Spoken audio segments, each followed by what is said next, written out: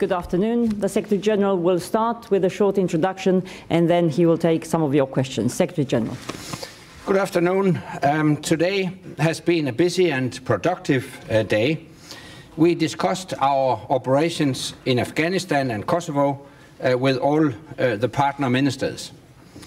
Let me start with Afghanistan.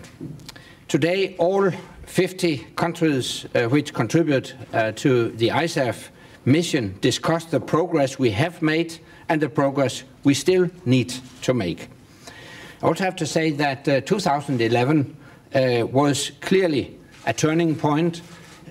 We saw a decrease in the number of enemy-initiated attacks. We started the transition to lead Afghan responsibility for the security. We agreed that the transition to Afghan security lead is on track and that we will all keep up our efforts so it stays on track. Our goal is for the Afghan forces to have full responsibility for security across their country by the end of 2014. And that goal stands for every single one of us.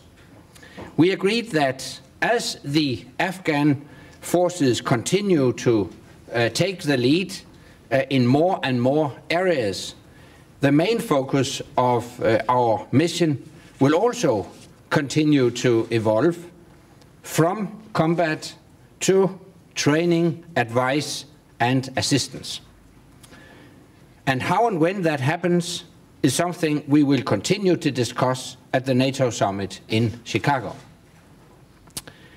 Transition is an evolving process.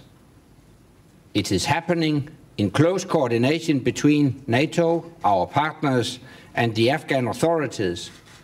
It depends on the security realities on the ground, and it takes time to complete.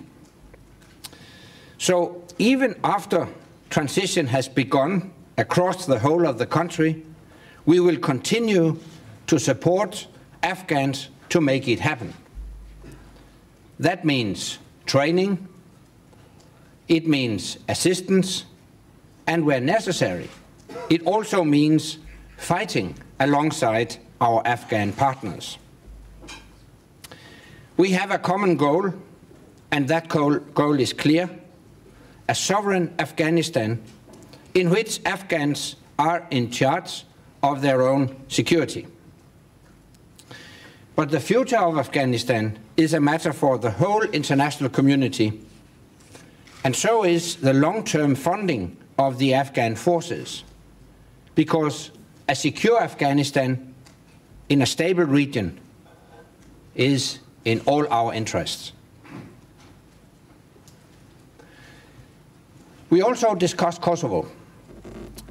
2011 was a challenging year for our mission there, but our troops did their job when it mattered the most.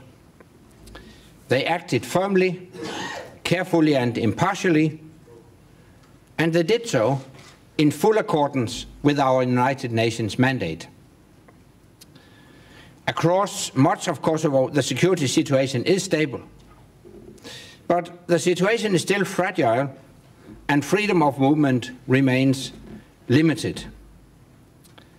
So our goal remains unchanged: a safe and secure environment for all the people in Kosovo, and the complete restoration of freedom of movement.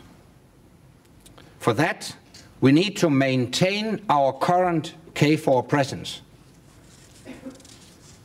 We will reduce it only as the circumstances allow, when the time is right. It's clear that the current situation in northern Kosovo cannot be solved by military means alone. So we encourage both Belgrade and Pristina to engage at the negotiating table for a long-term solution, because nobody will benefit from a return to the tensions of the past.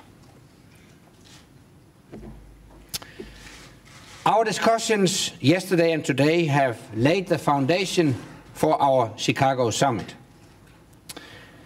And the good news is that today we also found the way ahead on a practical funding solution for NATO's Alliance Ground Surveillance System.